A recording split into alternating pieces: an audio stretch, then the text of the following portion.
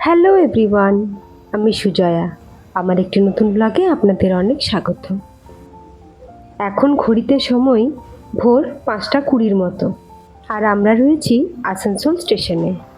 আর এখন আসানসোল থেকে মাত্র 45 টাকার টিকিট কেটে একটা এক্সপ্রেস ট্রেন ধরে চললাম আদ্রা স্টেশনে নামবো। আর সব বন্ধুরাও উঠে গেছে। আর আপনারাও গেস করা শুরু করে দিন তো, যে এবারের গন্তব্যস্থল ঠিক কোথায়। 5:40 নাগাদ আমাদের ট্রেন ছেড়েছিল আসানসোল স্টেশনে, আর 1 ঘন্টা সময় নিয়ে এখন আমরা পৌঁছে গেছি আদ্রা স্টেশনে। ভোরবেলা উঠে বেরোতে হবে, এই চিন্তা যখন মাথায় থাকে তখন সারা রাত আর ঘুম আসে না। তবে আমরা একটুতে টায়ার্ড হয়ে গেলেও বাচ্চারা কিন্তু সহজে টায়ার্ড হয় না। ভোরবেলা সেভাবে কিছু খেয়ে বেরোতে পারিনি, তাই স্টেশনের বাইরে থেকে চপ আর মুড়ি কিনে নিয়ে আসা হয়েছে, আর সেগুলোই খেয়ে নিয়েই এখন আমরা উঠে পড়ব পরের ট্রেন। আদ্রা স্টেশনে প্রায় 2 ঘন্টা অপেক্ষা করার পর আমাদের ট্রেন এসে হাজির।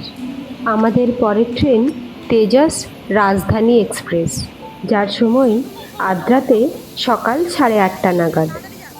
রাজধানীতে এসি 3 টায়ারে আমাদের ভাড়া পড়েছে 1665 টাকা করে।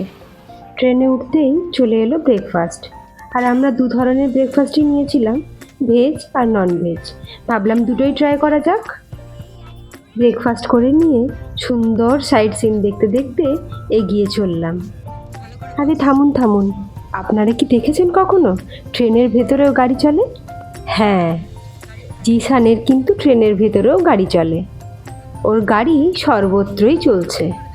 বসে থাকতে থাকতে লাঞ্চের সময়ও হয়ে এলো, আর এখন চলে এসেছে আমাদের লাঞ্চও আমরা 2 ধরনেরই ট্রাই করেছিলাম, ভেজ আর নন ভেজ। ভেজে ছিল পনিরের সবজি, আর নন ভেজে চিকেন। আগেও রাজধানীতে চেপেছি, তবে কি বলুন তো, আগের তুলনায় এখন খাবারের কোয়ালিটিটা অনেকটাই যেন খারাপ হয়ে এসেছে। তবে যাই হোক, খাবারের শেষে আইসক্রিমটা পেয়ে তৃপ্তি করেই খেয়েছি। কোথাও মেঘ, কোথাও বৃষ্টি, আবার কোথাও রোদ। প্রকৃতির এইসব খেলা দেখতে দেখতে আমরাও এগিয়ে চললাম আজকের পরের স্টেশনের দিকে। এখন তো চলছে বর্ষাকাল, আর এবছর বৃষ্টিটা যেন অতিরিক্ত, আর যেন ভালো লাগে না। তবে মন ভালো করার জন্যই তো ঘুরতে বেরিয়েছি, তাই ভাবলাম পাহাড়ে ঘেরা ঝর্ণার দেশটি ঘুরে আসি। এখন ঘড়িতে সময় বিকেল 4:30টার মতো, আর আমরা নেমে পড়েছি ভুবনেশ্বর স্টেশনে। এতক্ষণে নিশ্চয়ই আপনারা অনেকেই ধরে ফেলেছেন এবারের গন্তব্য কোথায় আমাদের।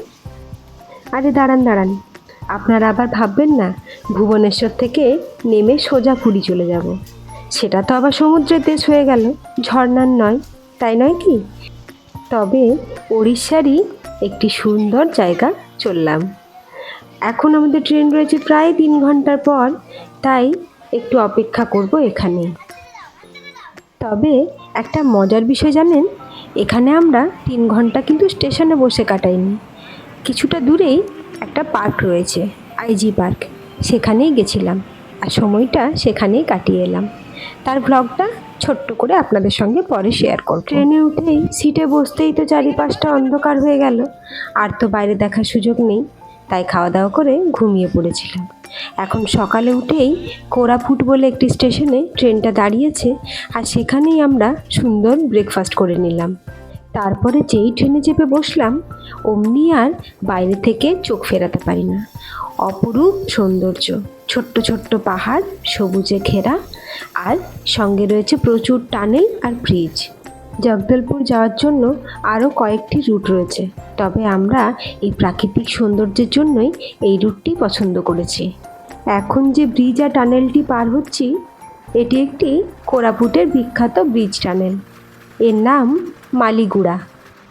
এতক্ষণে নিশ্চয়ই আপনারা অনেকেই ধরে ফেলেছেন এবারের গন্তব্যস্থল ঠিক কোথায়। হ্যাঁ, এবারের গন্তব্যস্থল জগদলপুর, আর তার সঙ্গে রয়েছে কোরাপুট। এখন অবশ্য কোরাপুট স্টেশনটি পার করেই চললাম জগদলপুরে নামবো, আর ফিরে আসার সময় কোরাপুট হয়ে ঘুরে তারপরে বাড়ি ফিরব। 18447 ভুবনেশ্বর জগদলপুর, এই ট্রেনটিতেই এখন আমরা নামলাম জগদলপুরে। আর এই ট্রেনের ভাড়া পড়েছে এসি 3 টায়ারে 1135 টাকা করে। আজ দিনটি 13ই আগস্ট, আর একদিন পরেই তো 15ই আগস্ট। তাই প্রত্যেকটা স্টেশনের বাইরেই না বেশ সুন্দর লাইট দিয়ে সাজানো চলছে। আর এদিকে আমাদের ড্রাইভার দাদাও এসে হাজির। আমাদের বুকিং তো আগের থেকেই করা ছিল, তো ড্রাইভার দাদাও টাইম মতো পৌঁছে গেছে স্টেশনে। চলুন গাড়িতে চেপে এরপর রওনা দিই চিত্রকূট ওয়াটারফলসের দিকে। আজকের হোটেল আমাদের সেখানেই, তবে রাস্তায় যেতে যেতে বেশ কয়েকটি সুন্দর সুন্দর জায়গা পড়বে, আর সেগুলোই ঘুরে নিয়ে তারপরে আমরা হোটেলে উঠব।